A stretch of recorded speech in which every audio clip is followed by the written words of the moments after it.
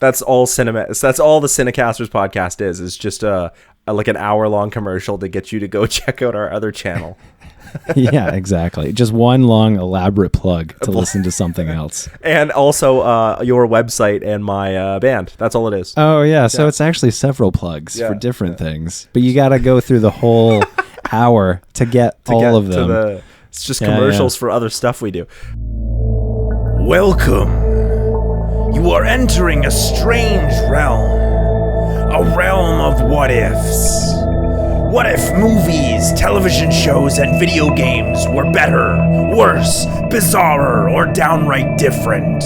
What might they look like? Find out on today's episode of CineCasters. Welcome back to the CineCasters. This is the show where we watch movies or television shows and then pitch them back to each other to try and make more sense out of them or make them a little bit more focused or even just more thematically coherent in ways that are good for us because there's no such thing as bad art, so we can only be subjective. When we say bad, we don't mean bad. Anyway, my name is Janglez, and today I'm joined by Nate. Hi.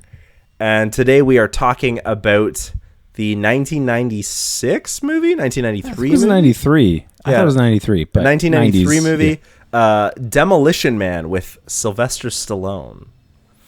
Mm-hmm. And I apologize if you can hear power tools in the background. My dad is now running power tools. Oh, well, for anyone who watched the last episode, Monster House, I no longer have COVID, so will not be dying and hopefully not have a coughing fit halfway through the episode. But yeah, Demolition Man. What did you think of it? Have you seen this one before? I have not. No, I don't even think I'd heard of it until we were scrolling through different movies and you suggested it. And I went and read the synopsis and I went, yeah, okay, sure. Why not? I actually love this movie. Yes. I loved how cheesy it was. It was so cheesy. It was awesome. Obviously, we're doing an episode of CineMasters. There's obviously things to talk about with it, but I gotta say, I really, really love this movie. That's interesting. So I chose this movie because I'd been hearing interesting things about it. And I'll bring up why I've been hearing interesting things about it. But I had never seen this movie before. And yeah, I enjoyed the premise of the idea. I did think it was a little long. Okay. Yeah. And I did try to connect with that in my pitch and deal with that problem in my pitch. But yeah, I just thought I enjoyed the cheesiness of the movie. I enjoyed the over-topness of the movie. I just kind of wish the movie had addressed its own over-the-topness in a more meaningful way. It kind of did address its own over-the-topness, but I still think it could have done a better job. Yeah, so that's interesting because I actually think this movie is actually I don't care what the intention was. I actually think this movie's on some level actually very smart. Oh, I know it's really smart. And there's actually a lot more going on. But yeah, as I thought about it, there were some things where I thought, oh, there were some things that I felt could have been more interestingly done, I suppose. But I got to say, overall, I think the over-the-top, camp, bombastic, in-your-face attitude that it takes actually really complements the content really well. When it's a movie, I would agree with that. Okay, so I'm curious if you had this interpretation of this. Basically, this movie to me is like if it's a satire of the idea that masculinity is in decline. So I don't know if you've ever had a conversation with like someone like a middle-aged person or an older person who's like, oh yeah, men aren't men anymore. Like this is what men should be. Yeah. I think it's taking that idea and going, okay, let's imagine a future where their like worst fear of what that entails has actually realized and see how ridiculous that actually is. Yeah, how ridiculous would that actually look like? That like hence the entire time like there's no sex, there's no swearing, like all of these things that are considered like, prototypical hyper masculine, you know what I mean? Nobody goes around like swearing and killing. But I do think that this movie is like, let's imagine that. But I think what makes this movie so smart is that in the end, none of those things are actually what the movie is about. So at the beginning, we get this Los Angeles that's like in hell and fire. And so we get this, this crazy guy named John Spartan of all names who comes out and is like, I'm the masculine man. I'm the, send a maniac to go and get a maniac. And then when we go into the future, it's like everything's sort of idyllic and he no longer belongs there, which I thought was also kind of interesting because now we're talking about like, does the masculine belong? But the longer the movie goes on, the more you see that John is actually not what makes him a hero is not his masculinity at all. In fact, yeah. Okay. Elaborate a little bit more because I do think you're right. I was trying to look for that because I felt like that's what I was trying to do. I had a hard time finding that. So, the big thing is that now all of a sudden part of his rehab is the knitting. Right. Okay. Right. I got that part. And he's irritated by it. And I would have liked it maybe if he'd embraced it a little bit more. But at one point in time, he basically just says, yeah, whatever. I'm a little cut up. Give me a couple minutes and I'll sew myself a new shirt. He's embraced it to some degree. Well, and then he immediately goes like, "Oh, darn! Like I'm doing it." Yeah, like, but he kind of catches himself doing it. But I will say, but I do think so too. Yeah, but I will say the reason that I don't think it's his masculinity and why I'm not certain that the movie is super smart is because what makes John a great cop isn't his masculinity; it's his copness. Right. It's the hunches he has. It's the hunches he has, and those aren't things that are masculine. In fact, I wouldn't even say that those things are even gender oriented. I would say that what makes him a good cop is his humanity. It's his ability to be like, I see what these people want, and they want food. They're out there searching the world for food. He might be rough and tumble, but I actually think it's his humanity that it connects him with everyone. It's why Huxley, Lenina Huxley can connect with him. It's why he connects with the scrappers. It's why he, it's not his masculinity in any way that makes him lesser or greater, or they keep calling him like a Neanderthal of a lesser time or whatever. It's the fact that he's just a good cop. It's not masculine, I don't think. Yeah, well, so that's where I also had a similar reaction to you, where I was having a hard time figuring out how to interpret it, because I guess it was sort of the way I was looking at this was kind of similar to Starship Troopers, where it's kind of the form itself, it becomes like a hyper realized version of the thing it's meant to parody. Especially the intro, because that intro was clearly like every action movie. Well, it's so over the top, right? And it looks like it's shot in like a 90s music video on a building and stuff. And I think you're right. I felt like the form was there to tell us that this is this heightened version, but I didn't have the same sense of super satire that I got from Starship Troopers. Okay, fair enough. Yeah, because I guess with Starship Troopers you get that sort of the propaganda model. You get it framed by these little infomercials that are cueing to you okay, no, this is propaganda. You're watching propaganda.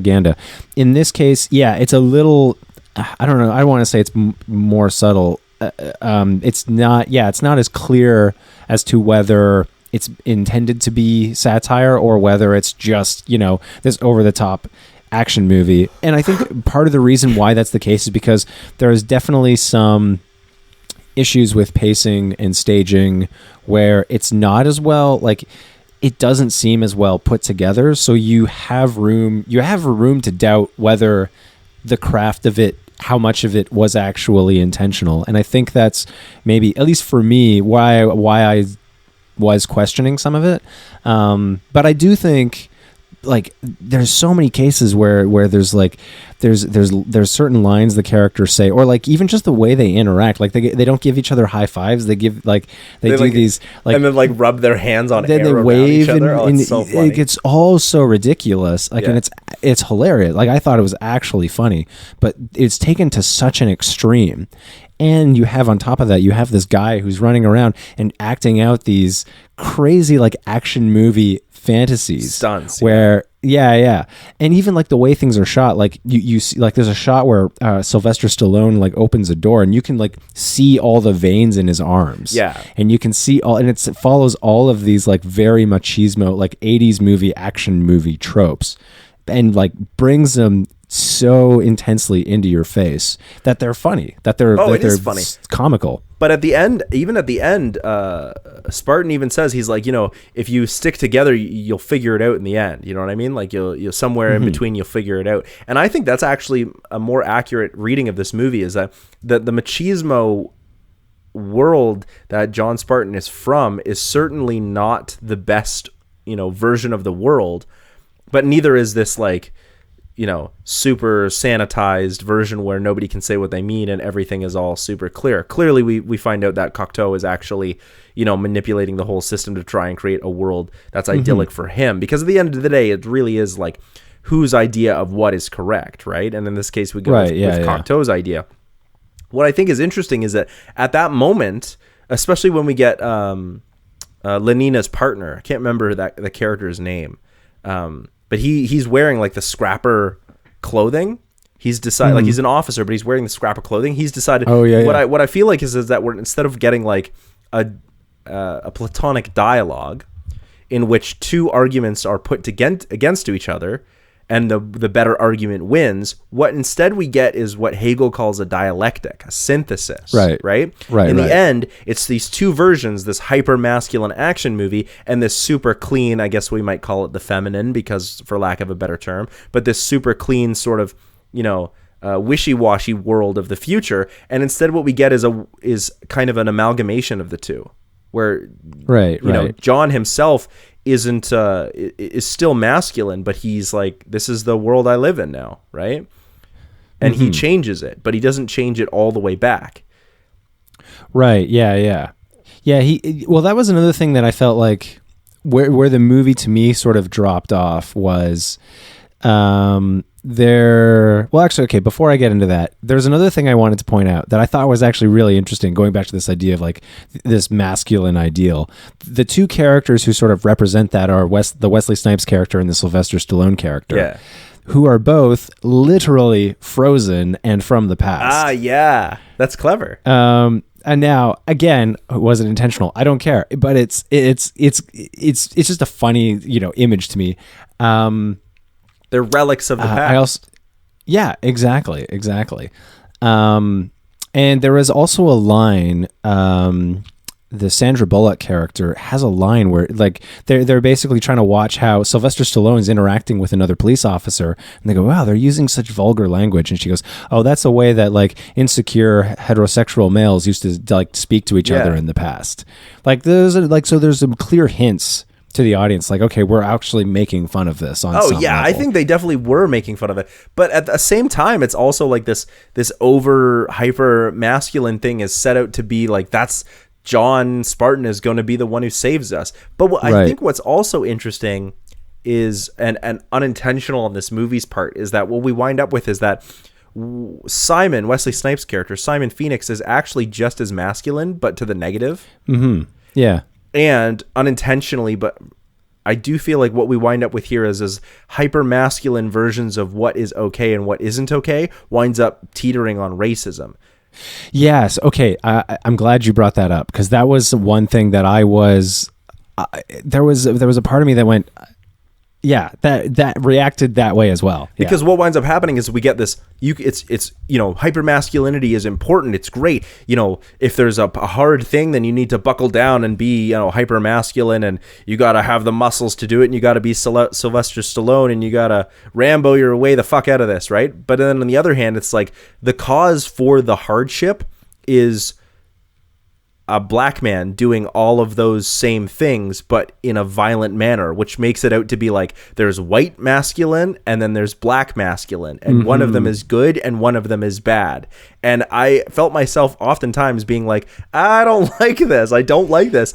And whenever Wesley Snipes is on screen, there's also this like ridiculous 80s hip hop soundtrack. I don't know if you heard it.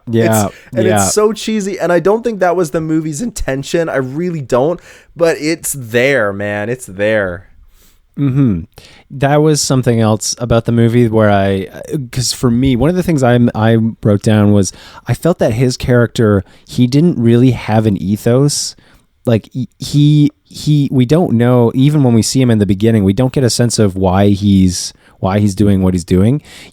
I would have felt like there should have been some sense of like this is what I as a character, what I want. Yeah, all we what I got want. from him was, and in the end, he's just a puppet. He's just someone who's used. What's interesting about that is I do feel like he does have some sense of agency, because he is being used for someone else's plan, and he can't kill Cocteau, so he gets somebody else to do it. And in that way, because he like physically can't because of his like rehabilitation, he gets somebody else to do it, and in that moment he does show like a kind of sentience, like he's not going to be part of the system. In that way, it made me feel like at that particular instance that he was trying to break out of this African American or black masculine cage that he had been put in by the movie itself. It's almost a moment where he goes, no, I'm not going to be that. I'm going to be something that you don't necessarily want or think for me to be. Right? And he breaks out of the cage of, I needed an animal, an evil criminal, a masculine criminal to create or get rid of the scrappers. Right? So I did feel like there was a bit of like his character breaking out of that, but we still don't have that code. We don't have, what is this character working towards, right? What are their wants outside of what Cocteau has him doing? That's what I mean. I felt like there was some kind of philosophy or something that, like, some journey that he was on, that he was working towards, that at the very beginning of the movie when Sylvester Stallone shows up, that was interrupted. Yeah. And now years later, now that he's woken up, now he can fulfill that, like, a mission that he had for himself. And it would have been amazing if we'd had that mission and it was like the cheesiest, over the top masculine plot, because that just would have been hilarious, right? Like I don't know what a good example of that would be, but like he's trying to get enough drugs to steal the moon. I don't know, right? It has to be that over the top though. Like there was, that to me was one thing that I felt really brought the movie down. And I mean, I was trying to think about it. Like Cocteau's whole plan, I mean, if you read it as a satire, which I do think it is, I mean, everything is sort of like ridiculous and sort of arbitrary. But I was really like, why was he bringing this guy back to kill this other guy who's underground, who really in the end of the movie, like it's not really about class, but it is kind of about class. So you have this whole other like group of people. If it's a movie about like hypermasculinity and how ridiculous that is, what does the sort of the class, like the people above ground and the people below ground, have to do with that? Why bring this guy out of freezing to kill this other guy underground when he had the whole police force? I don't know. It seems very strange to me. Like, why would you not? It's not a very, very good plan, and it undercuts itself, because we start to run into this world of, well, this isn't really about hypermasculinity anymore. It's actually about class, because he's trying to create his own class, and then it really becomes about choice. You know what I mean? And then it started to feel like, I was like, there could be a direction it goes where he's like, well, I'm a traditional American masculine man and I'm all about freedom, and that's what it means to be American, which I felt like that was sort of implied in there, and it kind of works, but it's class and masculinity didn't seem to connect in a meaningful way in this movie. Yeah, I think that's ultimately for me what brought it down. Was kind of in those last 20-30 minutes, there was a lot of things that I started to just question, and I went, yeah, but I don't know if this is really necessary, and I don't know if this is really leading to, like, if it's really, supporting the arguments that it's been making, so to speak, up to this point. We've been watching a movie about how ridiculous it is, this whole masculine ideal, and kind of this fear some people may have that that's being lost, and how ridiculous that is. And now we're kind of seeing there's this whole other introduction of state control, censorship. How does that connect to it? Well, there's some loose threads there, but it's not like, I think what it is Sylvester Stallone's character maybe needed to like question some of that a little bit more for himself as well, know. And that was also what was missing. What kind of class does he have as this hyper masculine? Like, how has I, as a police officer, enabled this? Yeah, or at one point, I think it's interesting. At one point, he like knocks Lenina out. That's Sandra Bullock's character, but essentially in that moment, he takes her choice away. Yeah. The same way that Cocteau was saying, if you want to live in my society, then you don't get to choose certain things. And you're like, is anybody else seeing the parallels here? And then later she thanks him for it. Exactly. Yeah. It was really that like that ending scene where it's like, oh, it's like a little bit of what you do, a little bit of what you do. You'll figure it out somewhere in the middle. It was kind of. I was okay with that because I felt like they were going for that synthesis. I just felt like the movie hadn't been working towards it. Well, that's what I mean. It didn't seem to be. It seemed to be neither here nor there in terms of a solution. To like what was really being explored in the movie. Now here's what I found interesting, and part of the reason that I picked this movie is that a lot of people have been talking about this movie and not reading it as satire and taking it as like, oh, this is a version where Sylvester Stallone has to come in and teach the new like patsy pansy future what it's like to be really masculine, and he's the hero, and it's not satire. Oh, okay. That's how people have been reading it, because every interpretation is correct, right? But I was interested. Right, okay. That's why I was interested. It's pretty clearly that this is so over the top. But some people have been reading it ridiculous as not satire. They've been saying that this is what the world is going to be like if we continue on with political correctness, for instance. See, I just think that's so like what I said, my first reaction watching this movie is it's whenever someone gives me that argument, I'm like, that's the most ridiculous thing I've ever heard. And this movie is, to me, like a response to that. It's the most ridiculous thing you've ever seen. It's like hyper masculine. It's so over the top. It's hilarious. It's like when you hear, like when people, I don't know if you heard about this thing recently. It's the, what's his face? Tucker Carlson from is Tucker basically Carlson, like telling men to tan their balls. What? And yeah. He's basically like, it was like to really, for men to be men. He's saying like this treatment is for men to tan their balls. And this is serious. I'm completely serious. This is real. And I heard that and I was like, that sounds like something that would be on an episode of South Park. If they were making fun of him, that would be so right. Like that would be a joke that they would come up with to be like, wow, how ridiculous is this? Yeah. And now it's happening in real life. And so to me, this movie is sort of like, okay, well, let's actually make this ridiculous thing and imagine it. And you see how ridiculous it is. But yeah, and the best part about this movie, I think, and maybe what makes it so smart is that what we wind up with is at the end, maybe the reason it doesn't land the way we want it to and why that's so smart is because at the end it has to give in to its own ridiculousness. It can't continue the charade because we have on the one end this ridiculously like policed and polite world where nothing bad happens, and then on the other hand we have these two super machismo hyper masculine characters in Wesley Snipes and in John Spartan, and at the end we sort of have to, the movie kind of is like, you'll figure it out in the way in the middle, because both of these solutions are like ridiculously implausible, right? Like you can't have a world that's like this perfect where the police are never going to know how to deal with, like firmly approach the suspect and firmly remind them to put their hands on their head. It's like, no, that's not the way the world's going to work. Or else. Yeah, that's not the way the world's going to work. But in that same instance, you're never going to have this hyper masculine version of, Rambo, who is essentially the greatest action villain of all time, to some extent, arguably, Sylvester Stallone, not action villain, action hero, sorry, the greatest action hero of all time, or villain, depending on which version of Rambo you're talking about. But like, Sylvester Stallone was the greatest action hero for a hot second there in the 80s and 90s, and nobody's gonna be like that. Nobody is like that. Real cop work isn't about bulging muscles. You know what I mean? You talk to any like hard grit cop, and what's interesting is this movie even does that. He's in this ridiculous action sequences, but at the end of the day, it's his hunches that actually save the day. Yeah, exactly. It's not his masculinity. I don't know. I think this movie is like ridiculously smart. I just wish it had like, in the way that Starship Troopers had carried its parody right until the very end, so that you still care about these characters, but until the very end, you still have these like, would you like to hear more propaganda things, right? Where they just have a jar of cockroaches poured out on the ground for people to step on. This movie needed some of that. It needed to take itself way less seriously in order to take itself more seriously.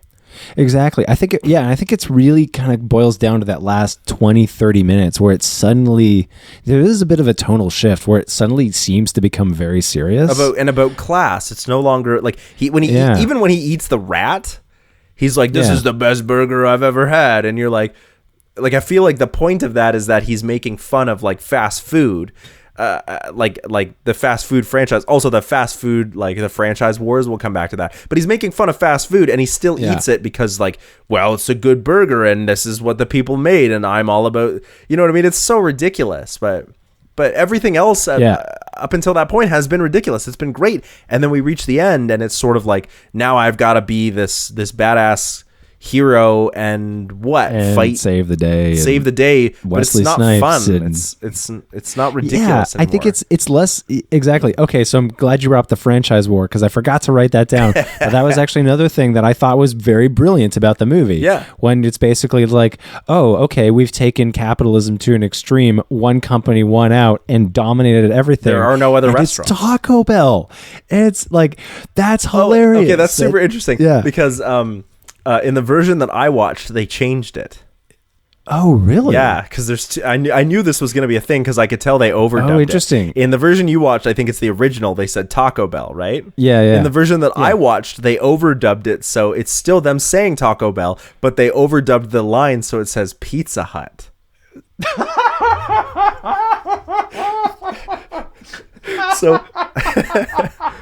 So for real? Yeah, so I have no idea why they did that. But better with Taco Bell. I don't know. I have no idea watch that why they did that, but it's 100%. There's more than one version where they eat at Pizza Hut instead of Taco Bell. Because you know when they're holding up the food, right? Yeah, yeah. When they hold up the food and he's got like the canisters of stuff, what did it say on the bottle? Yeah. Wait. What scene is this? So there's a couple scenes when the scrappers come up to yeah, and they're stealing the food. What did it say on the van and on the bottle? It said Taco Bell. I know, my version said Pizza Hut. Like 100%. They reshot parts of this so that it would be, or they edited it in. I have no idea why. Wow. Maybe because then they could be like then that's part of the satire, because now depending on which version you watched, there's like a franchise war of Taco Bell and Pizza Hut, even though those are owned by the same company. But it's like, what the fuck? That's so I had no idea. Yeah. That's so funny. Yeah, yeah. Because I thought that was real. That was another moment in the movie where I was like, oh, this is so brilliant. It is. And it's so ridiculous. It is so ridiculous. And I think what makes it more ridiculous is that they overdubbed two different versions or edited into different versions. It just keeps so getting better and better. Yeah. And so I'm like, wait, people actually, like, they take this seriously? I can't believe that people take this movie seriously. It's so clearly satire, it's just ridiculous that I think some people do, see this as like, oh, it's 100% serious that like the world is turning into this like unmasculine place. And I mean, like, I don't know, we're not traditionally masculine men, but I just don't see the world going to that extreme, because I think that's a satire, but people 100% interpret it that way. Yeah. It certainly seems to be the case. There are definitely some more conservative-minded people who espouse that. They take the slippery slope, right? Like, exactly. If we start talking politically correct, then we're going to have to start like not swearing, and people are going to do like, fine us $1 or a credit or whatever for swearing. Right. I don't know if the mere expression of anger will be outlawed someday. Yeah. That's my impersonation of Jordan Peterson. That's how he talks. No, that's bullshit. The expression of anger will never be outlawed. Yeah, it's a bit of a leap in logic. Not a problem. And in the words of the Rage Against the Machine song, even though I'm pretty sure it's Tool, it's Maynard Keenan who says it, anger is a gift. Anger gets shit done. Is that the one which I've got no patience now? Yeah, I've got no. That's Rage Against the Machine. Yeah. Is that's one where he's singing on it though, right? That's Maynard. Is that the one you're talking from about? Tool? Yeah. Yeah. And he says, anger is a gift. Yeah. Yeah, that is the song I'm talking about. And the reason we even say when you watch the movie Inside Out, anger is the emotion that gets shit done. Okay, right. I don't think anger will ever be outlawed. I could see like bad behavior, but anger itself and the behavior are not the same thing. I constantly have the expression of anger. No, it's like that's such a leap. You can express anger in many creative and constructive ways, but you can also express comedy is an expression of anger. Behavior is very, very different from the expression of anger. I would agree. Well, I would say stand-up comedy is an expression of anger. Oh, often. In some cases. Holy shit. Yeah. Sometimes filmmaking is an expression of anger. Yeah. Right? You see people making films about all sorts of things. So much Rage Against the Machine is an expression of anger. Expression of anger. The best kind. I think we should get into some pitches. Mm-hmm. How are you feeling about your pitch? Okay. I had a hard time with this one. There was just a few quick things I wanted to mention. Yep. There are some like sci-fi predictive things that I liked. The virtual reality sex and the Zoom conferencing. I thought it was a lot of that stuff that I thought was just fun. I loved the exploding graffiti. I thought it was so ridiculous, but I loved it. I like the sort of like the references to science fiction, like Sandra Bullock's character is named Huxley, which is a fun little reference to Brave New World. And I like the idea that our current norms, like the hint that whatever we believe now will be seen as outdated in the future. Yeah. I also really like a lot of Wesley Snipes' one-liners. I did think were quite funny. You know what? I really like Wesley Snipes. Yeah, I thought he was funny in this movie. I thought he was great, and there are some unfortunate ways his character was handled in the story that we talked about. But as a character, like as a performer, I thought he was awesome. Oh, that's what made me think this was a satire in the first place, because it was like no villain would ever be like this. It's so over the top. Yeah. But and he does make a Rambo reference at one point, which I thought was funny. I'm trying to remember which one that is. In the Hall of Violence or whatever, he is trying to grab a gun off of a soldier, and he's like, "You don't have any need for this. Why do you, Rambo?" And he takes the gun. Oh, yes. I was like, "Oh, come on. You're in a movie with Sylvester Stallone. Of course you're going to make a Rambo reference if you're going to be that over the top." I wonder how much of this movie he just was written for him, or how much he just improvised, because it's fun. Yeah, no, I agree. One other thing that I was curious about, maybe I'm really twisted, but at one point I thought it was leading up to Sandra Bullock being his daughter. I think so as well. But then I felt like it was really interesting that they chose not to go in that direction, so that they could have sex, even though it was online sex. But I thought that might have been the case. That was the direction that they were going with it. I wonder if there was actually an earlier edit where that's they went there and the studio just went no, that's too weird. We can't do that. I also was just thinking about the sex thing with the the virtual reality sex. I actually thought that the scene was actually really interesting because she just asks him if he wants to have sex. I was okay with that too. There's nothing wrong with that, being forward that way. I thought that was interesting. I thought what was cool about that is the way that he is emasculated. So even though it's not traditional sex, he technically doesn't perform. And he's this hyper masculine person. Now, I think the intention is supposed to be whoa, this isn't real sex, so he doesn't want to do it. But at the same instance, if you take it as an act of sex, he underperforms, and he's supposed to be hyper masculine. That's right. Yeah, and she's frustrated. She's angry, sexually frustrated, and she doesn't. And she expresses herself in a way that's very feminist, I might add, where she asks him to have sex, and when she doesn't want to have actual bodily exchange because she thinks it's gross, she sets her boundaries. She sets her boundaries, and to his credit, he does agree, but she sets her boundaries that I don't want to do that. That's gross to me. Right. Yeah. And he is emasculated in that moment in traditional masculine means. Even though it's not traditional sex, he underperforms. Now they're both sexually frustrated, and he is now seen as a lesser male. Right. In one interpretation. Again. I think the idea behind the joke is that it's not real sex, but I mean, clearly she was enjoying it, so maybe he just isn't. And we never see him have actual sex in the movie, so maybe he actually just underperforms. Yeah, maybe. He is emasculated in a very interesting way. Yeah. No, that's actually a really interesting observation. How are you feeling about your pitch? My pitch is okay. It's definitely not my best pitch, but I tried something different with it, so. Okay, I can say mine's definitely... Hey, why don't I go first? I'll go first. Sure. Okay. So my movie opens up this time with Lenina Huxley. So we don't get we're already in the future. She's talking about how nothing new in San Angeles ever happens ever since the takeover of Raymond Cocteau, and now everything's all great. And she's like, I really wish something more would happen, but the truth is that crime doesn't really occur anymore in the same way. We can also see that the area is in the middle of a government election where a new seat on the San Angeles Council is opening up, and it looks like the chief of police and Lenina's boss is in the front. He's the front-running candidate, but he's a bit more liberal, and that puts him at odds with the head of the council, Raymond Cocteau himself. Who's a bit more like conservative, and he's basically he was the one who was credited with pulling him out of the economic and social slump by implementing strict rules, but they really worked. So George Earl, that's Lenina's boss, is basically like a mentor and a bit of a father figure to Lenina, and he's reasonable, and he's in favor of, he's basically like, I think now that things are better, we should allow people more choice again, and we should have the police be given more authority to protect people if that choice goes the wrong way, but it's still a good thing to give people more choice. Whereas Cocteau, he's like, I want people to have less choice because then there's less risk.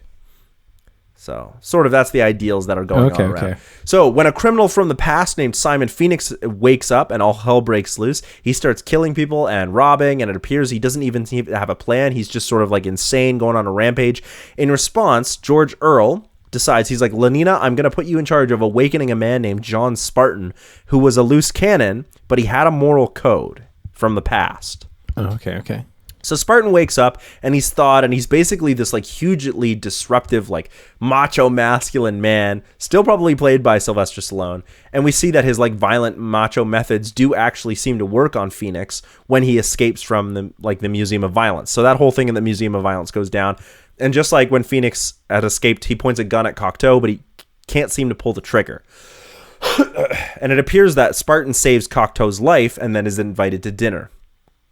So that all plays out the same way with the scrappers, and there's like people who live outside of the law show up looking for food, and John defends the place, but this goes really poorly for him. So they're like, Lenina's sort of wondering maybe this time around that masculinity isn't like such a good thing. Like his his ways don't really work. So he and Lenina attempt to have sex because she's like all excited and hopped up.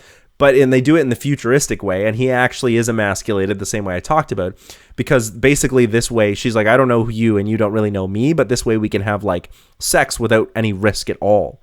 It's all like physical and mental stimulus the way sex would feel, except there's no risk of pregnancy or anything like that. So easy. But he winds up like not knowing how to use the technology, and he winds up emasculated, and he offends Lenina and embarrasses himself. And so she's like, well, I thought he was supposed to be like hyper masculine. I think like, how is this work, So then he goes back to his place, and he thinks that maybe his hyper masculine isn't working out. He's like, maybe the future just isn't the right place for this anymore. But he starts doing some research into who his family is. And he also looks at the footage of Simon and Cocteau and sees that Simon Phoenix, didn't shoot Cocteau because somehow he couldn't. Ah, okay. Right. Even though he's going on a rampage and killing and robbing and everything. So the next day, Lenina and Spartan visit Cocteau, and they find out that Cocteau actually released Simon Phoenix in the hopes of making the police chief look incompetent because they wouldn't be able to deal with somebody who was that violent. And this would bolster Cocteau's views of less choice in favor of more peace.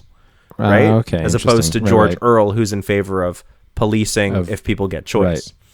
So John and Lenina then go to investigate the scrappers, who are very anti-Cocteau because they want to live with choice. And John is like, well, I'm an all-American and I'm all for freedom and choice. And he sides with them. And he decides that they're going to come up with a plan to deal with Simon and take down Cocteau. So during all of this, Spartan gets a notice that some of the research has come back from what he was doing last night, has come back. And it turns out that according to the records, there's no such person as John Spartan.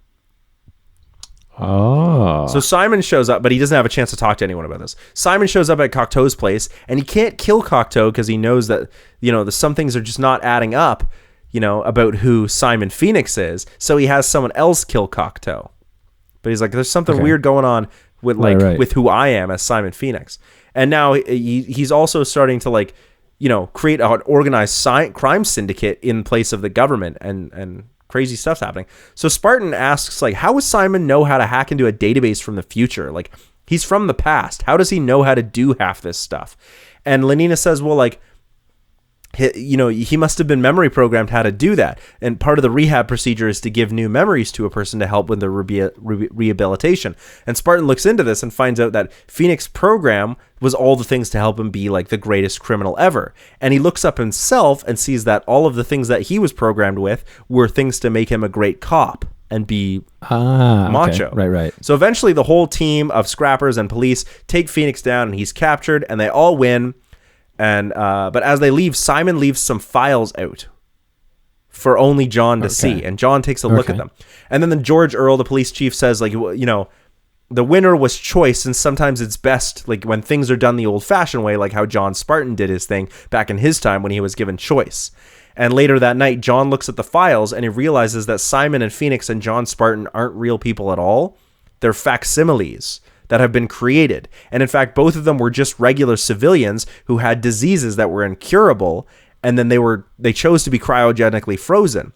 At which point the government interceded, and Cocteau created Phoenix for his own gain in order to make George Earl look like an idiot by implanting memories into a person and creating a hyper-masculine, hyper-violent criminal. Right. And then George Earl found John Spartan, who was just a regular person and had all his memories changed so that he would become this hyper masculine version to deal with whatever Simon would become. And so like he's not actually an action hero, he's just a statistics professor, and his wife and kids as he remembers them never existed.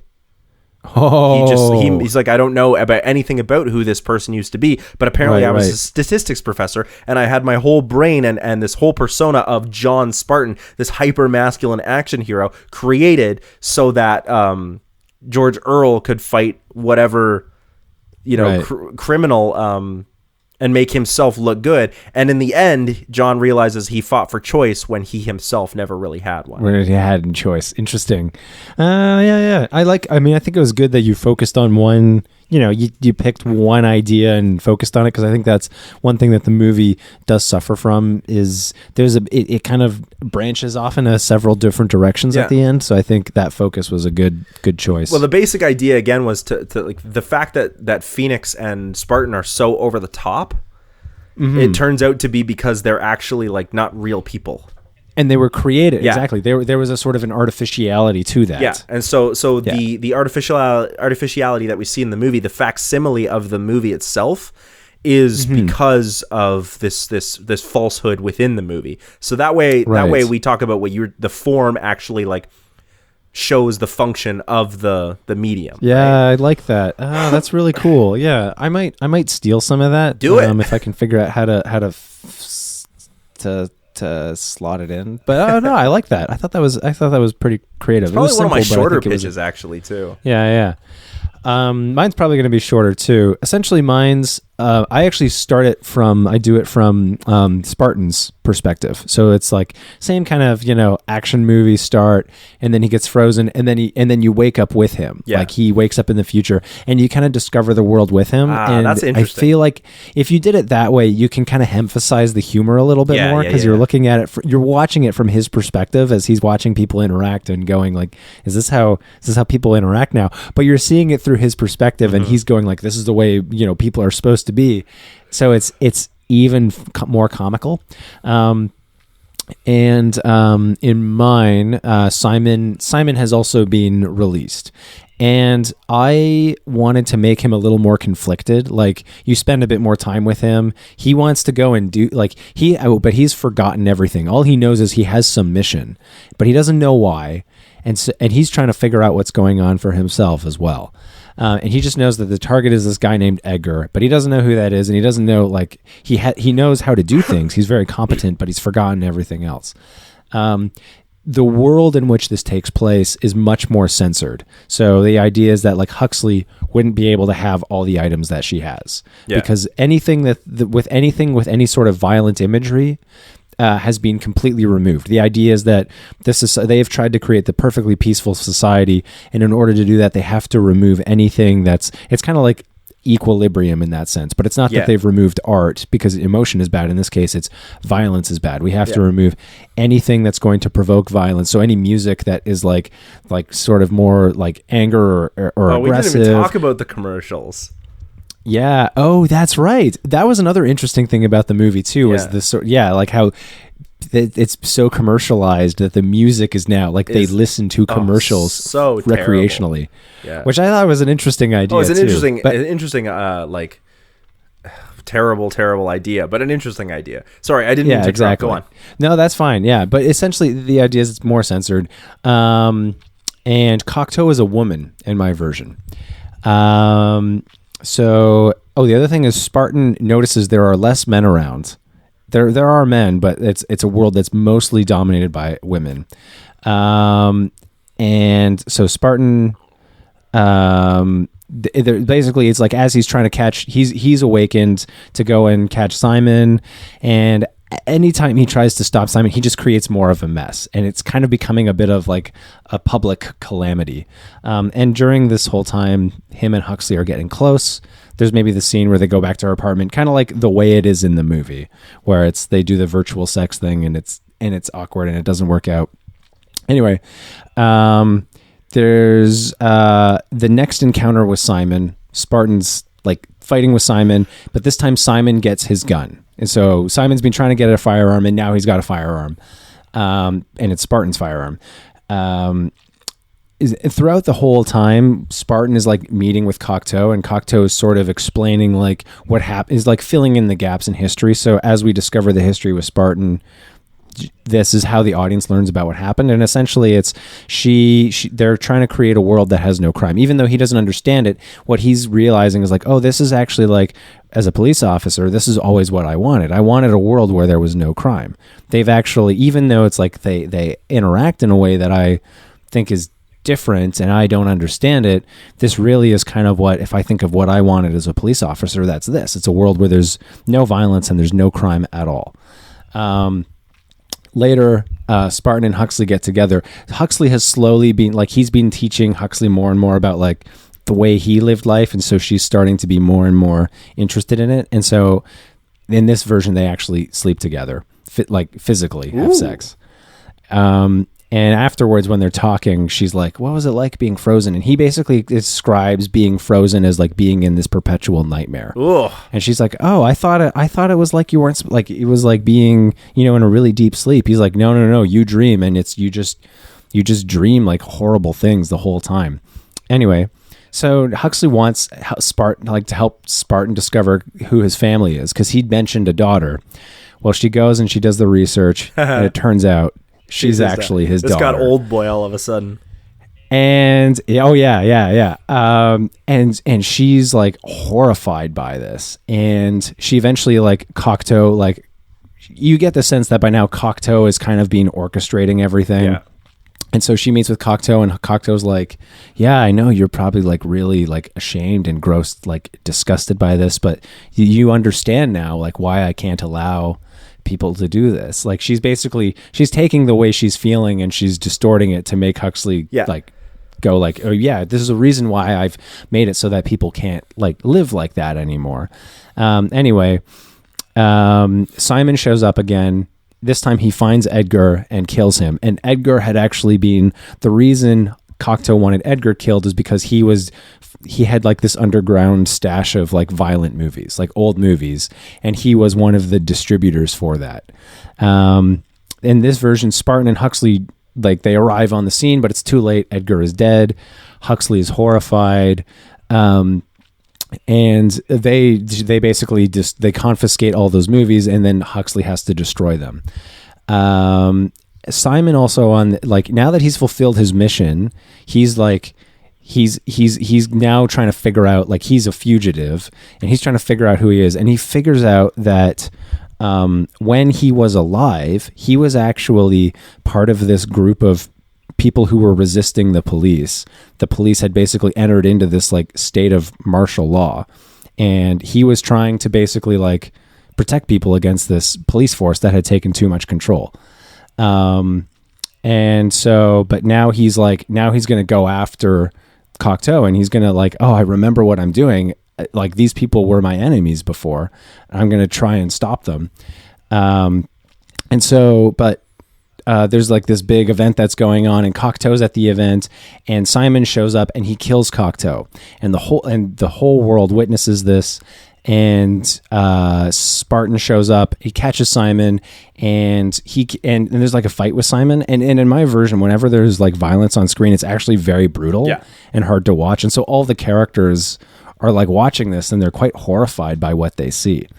By this point, what happens is like, so Spartan then learns after he's killed Simon that like, because he's forgotten some of his past too, and he remembers that he's the one who caught Simon and put Simon behind bars. And now he's realizing like, oh, wait a minute, I'm now I was part of this whole machine that was actually creating more problems than doing good.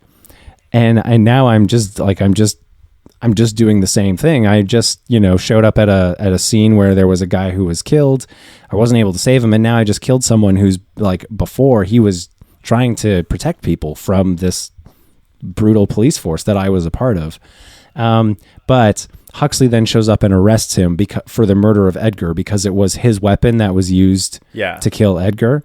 And so Spartan is now sent to jail.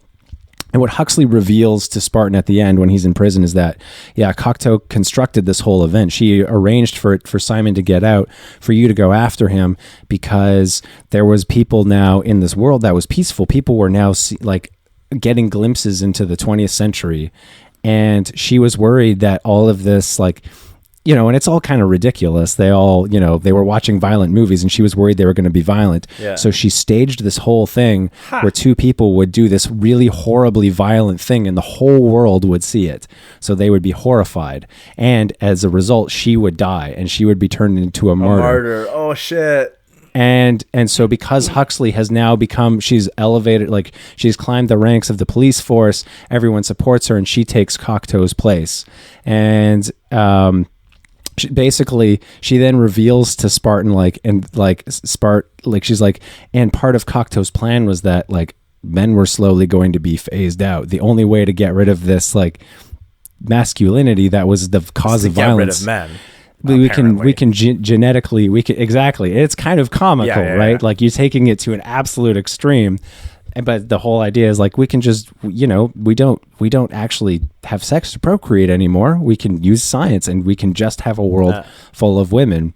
And so and so she's like, and the reason, and you're going to be like, you are now sentenced to being frozen. And he's like, well, if you're just getting rid of men, why are you freezing me? She's like, it's a contingency plan in case, all the world like goes to shit and we need to like ensure the survival of the human race. You will be kept in reserve just in case, because you were this like, you represented this like, idealized man. You will be kept as sort of an object behind glass that will be available when we need it, if we should ever need it. And right before she freezes him, she's like, oh, and by the way, I'm your daughter. End of just end insult of movie. To injury. Wow. I like your version because like it's clearly supposed to be satire. Like if you take it too seriously, then it winds up being this like really depressing story. Yeah. But if you have it with that veneer of like, oh, this is none of this is like supposed to be taken seriously, then it becomes like really, really funny. And that's why you can have your fight scene be like comedically brutal. With like dudes ripping each other's arms off. Like that could be hilarious, but it will also be like over the top, almost schlocky. Exactly. Yeah. Well, the whole idea is like you kind of walk a line a little bit where like parts of it are pretty serious and pretty heavy, but then at the same time, it's so over the top and it's so ridiculous that you can't, you go like, you're like, okay, this is definitely some kind of satire, because there's no way that like this is so ridiculous. This is so far removed from reality. You do something with the end of the Kingsmen. Oh, okay. I don't know if you've seen the end of Kingsmen. The very first Kingsmen? Yeah, the first one. Yeah. Where like everyone's heads are blowing off and it's like fireworks instead of blood. Like where it's like clearly like this is over the top and gratuitous, but at the same time it's also like kind of hilarious. Yeah, there's a similar scene in Seven Psychopaths where I think it's Woody Harrelson is describing his like, he has this shootout fantasy. Yeah. and he describes this shootout fantasy, and like part of it like involves shooting this guy in the head, and the way, and it shows you how he fantasizes it, and his guy's head just explodes. Yeah. And it's so ridiculous. It's hilarious. Yeah, exactly. But that's the point of he's imagining this like shoot 'em up, like this glorified shoot 'em up fantasy that happens at the end of every movie. Yeah. But what he's describing is so ridiculous. It's not. And It it's doesn't funny. work that way. Yeah. Exactly. I think that's exactly the way that I would play it. Yeah. Yeah. Any other thoughts about Demolition Man? No, I think that's kind of it. Yeah, I mean, we talked a little bit, touched on the commercials and how like those have become this like that's the music of the day because things have become so like capitalized. It's again, this is that's another thread in this movie that's sort of weird, like the capitalist notion behind the franchise wars, and that all restaurants are Taco Bell or Pizza Hut, or that the music of the day is just selling you things. Yeah, exactly. Right? And people love it. Like people want to listen to it. That's the only art there is, because I mean, in your version, you could easily make that work because the music, like you talked about, some music is inherently violent. We were just talking about Rage Against the Machine, right? Yeah. Some music is inherently violent, or people perceive it that way. I'm thinking of Tipper Gore and the whole like heavy metal thing. So, like, music. Any art, we talked about this with Equilibrium, any art is subjective, right? It's not gonna, you can't predict how it's gonna make people feel. So it's just interesting that it's instead of becoming like washed clean, it's become washed capitalist. Do you know what I mean? Mm-hmm. Yeah. Instead of being like, exactly. well, we're gonna have art that doesn't offend anyone. Instead, we're gonna have art that is trying to sell you something. Yeah, exactly. Under the guise of being, you know, clean and family friendly, which I think is actually hilarious because people, that happens all the time. Oh, we'll sell you something, or we'll create music that everyone will love, and in fact, it's not music everyone will love. It's just trying to sell you something. Exactly. Well, it's. I think there is, unfortunately, a lot of that actually does exist. 100%. Yeah. 100%. Yeah. Where can people find you? My website, www.nathanieldraper.com, or letterboxed at Draper Nate. You can see the movies I've watched. I log everything I watch, so you can. That's so sick. Stalk my movie habits. You can find my band Robot Philosopher anywhere you listen to dope music, but I'll encourage you to go check us out on YouTube, Robot Philosopher, because there are some music videos that Nate himself has done, and our new album is out. So go check that out. I was just gonna say there is a new album, and it's really good. Oh, thank you. So definitely go and listen to it. Odyssey. You can also check out our other channel, the CineMasters, for more conversations about movies like This Is a Thing and the long and the short of it. Lots of cool stuff happening there. And thanks so much for chilling with us on this episode. This was a really, really weird movie, and I really enjoyed it. I had a lot of fun talking about it, actually. Yeah. Well, peace out. That was fun. Yeah, take care. Thanks for listening. Bye.